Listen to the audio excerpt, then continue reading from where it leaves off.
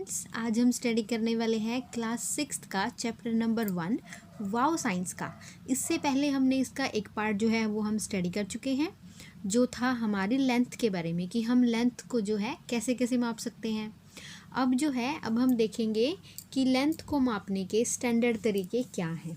तो सबसे पहले हमारे लिए है length is the distance between 2 points. अगर हमने कोई भी 2 पॉइंट लगा देते हैं, उनके बीच की दूरी यानी कि वो डिस्टेंस जो हम इन एक पॉइंट से दूसरे पॉइंट तक जाने के बाद हम इसको मापेंगे, तो वो लेंथ जो है वो हमारी लेंथ हो जाती है, वो डिस्टेंस हमारा लेंथ हो जाता है।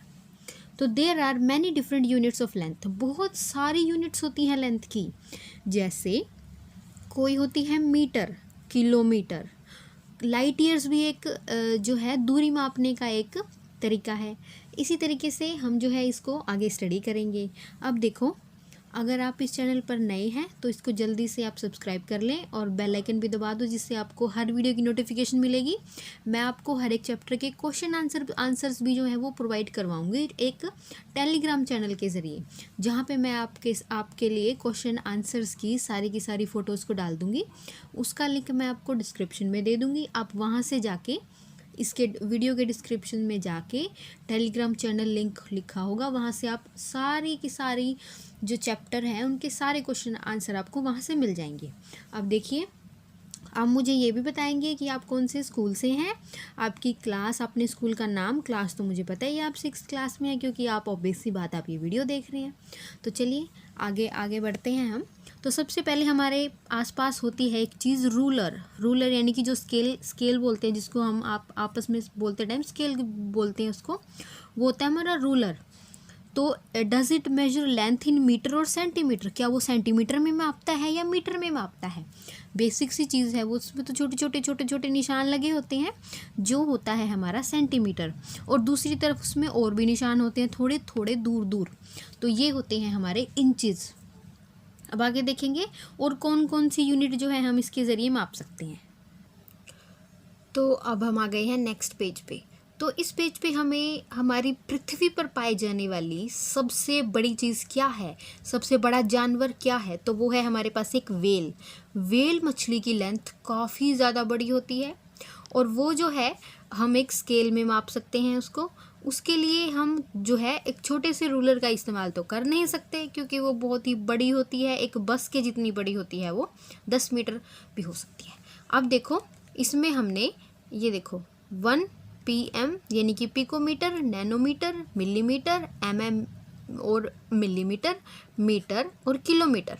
अब देखो, अब उससे बड़ा क्या, जिस पे वो व्हील पाई जाती है, यानी कि हमारी अर्थ का डायमीटर ये देखो 10⁻⁷ के करीबन। इसके बाद हमारी जो है गैलेक्सी आ जाती है, मिल्की वे गैलेक्सी। अब मिल्की वे गैलेक्सी के अंदर है हमारा सोलर सिस्टम, यहाँ पे थोड़ा बीच में। अब इसके बीच में हमें मिलेगी हमारी पृथ्वी 3rd नंबर पे सन से, तो वो उससे भी बड़ी हो गई गैलेक्सी, और गैलेक्सी से भी बड़ा हमारा यूनिवर्स। अब हम कुछ छोटी चीज़ों के बारे में देखते हैं। ऐसे ही करके है हमारे पास बहुत ही छोटी चीज़, एक एटम जो है हमारे आज तक की चीज़ों में सबसे छोटी चीज़ है एटम के अंदर हमें बहुत सारी और चीज़ें भी मिलती हैं, लेकिन वो हमारे सिलेबस में अभी नहीं है, तो हम उसको बाद में स्टडी करेंगे। तो सबसे पहले तो ये देखिए कि जो रेडियस है एक एटम की कितनी छोटी होती है। ये देखो, 1 नैनोमीटर से भी कम इसकी जो है डायमीटर होता है, रेडियस होती है। अब देखो, इसके बाद हमें जो है लेंथ ऑफ इंडिया भी दिख रहा है इसके अंदर, ये देखो। फिर इसके अंदर हमें जो है distance between the earth and the sun, वो भी देख सकते हैं हम, यहाँ पे इतना होता है। इसके बाद अब तो हमारे पास है रूलर, लेकिन पुराने समय में तो रूलर नहीं होता था, ना हमारे पास कोई स्टैंडर्ड चीज़ थी। तो उस समय पे लोग कैसे मापते थे?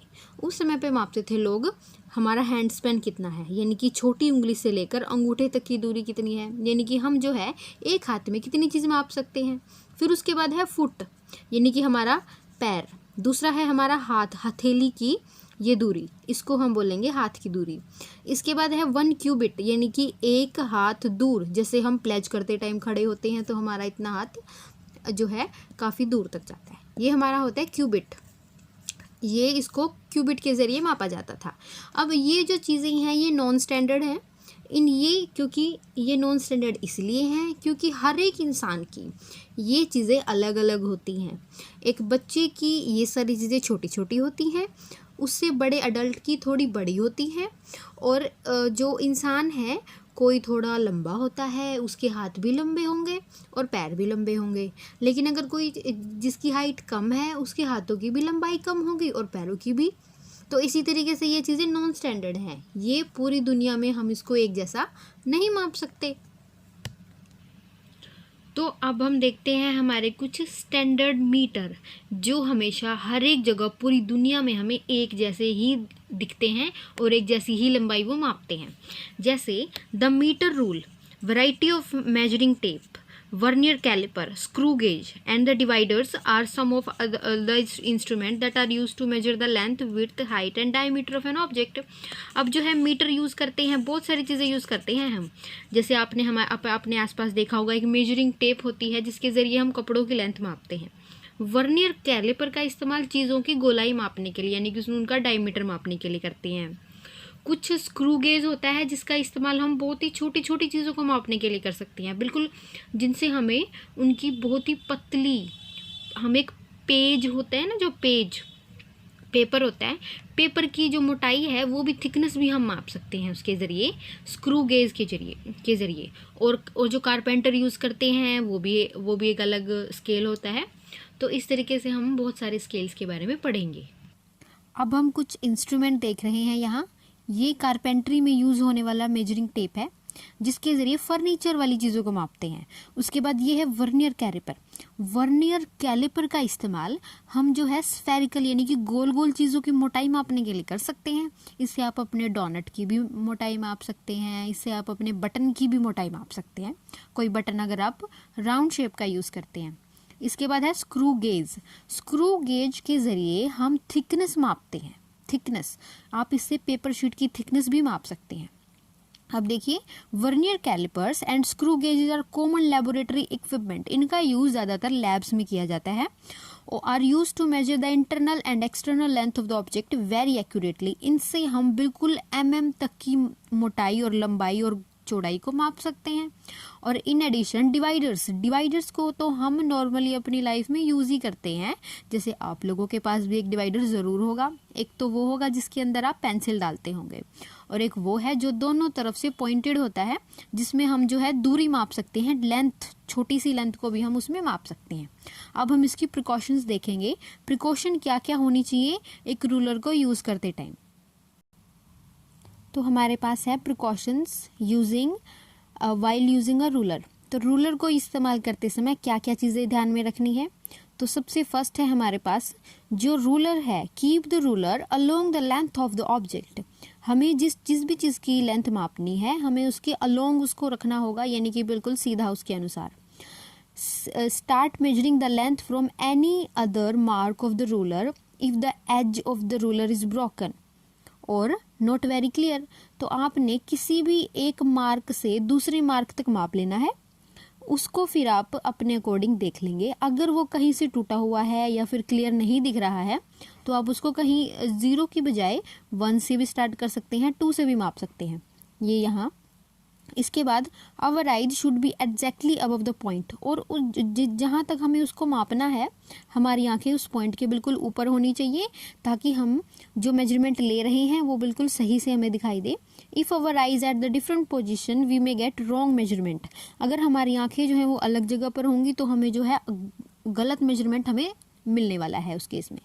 तो यहाँ तक हमने स्टडी कर लिया है। अब हम चलते हैं नेक्स्ट।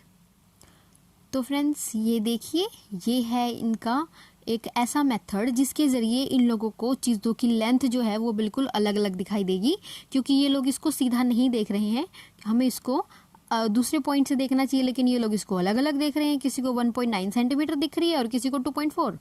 तो इसी तरीके से हम जो है अपनी जो ये प्रिकॉशंस ज़रूर लेंगे इसके रूलर इस्तेमाल करते समय। अब जो है लेंथ का ये लास्ट टॉपिक है, फिर इसके बाद जो है मोशन स्टार्ट होगा। तो इसका लास्ट टॉपिक है कि रेलेवेंस ऑफ एस्टिमेशंस। एस्टिमेशंस तो होता है एक्यूरेट ना होना, एक एक्यूरेट चीज़ होती है और दूसरा होता है एस्टिमेट लगाना। It is not always necessary to make accurate measurement in some cases such as the distance between our house to the park of our society, the distance cannot be measured। कई बार ऐसा होता है कई cases में कि जो है हमें एक्यूरेट मापने की ज़रूरत नहीं होती। जैसे अगर हमने बताना है कि हमारा घर जो है वो पार्क से कितना दूर है, तो वो हम कुछ मीटर या फिर किलोमीटर में बता सकते हैं, लेकिन उसको सेंटीमीटर तक बताने की कोई ज़रूरत नहीं है। हम उसको सिर्फ एस्टिमेट लगा के बता देंगे कि इतनी दूर है। इन मिलीमीटर एंड माइक्रोमीटर, कुछ चीज़ों को हम मिलीमीटर या इनको हम मिलीमीटर माइक्रोमीटर में बिल्कुल नहीं मापेंगे। सिमिलरली वाइल कुकिंग अ मील और any dish N approximate quantity of ingredients is taken. बिल्कुल ऐसे ही जैसे जब हम खाना बनाते हैं तो हम उन चीज़ों को तोल के नहीं देखते कि हमने कितने ग्राम ऑयल लिया है, कितने ग्राम चीनी, हम एस्टिमेट लगा के चीज़ों को डाल देते हैं। तो इस तरीके से हमारा जो है लेंथ वाला टॉपिक फिनिश होता है। Okay students, thank you.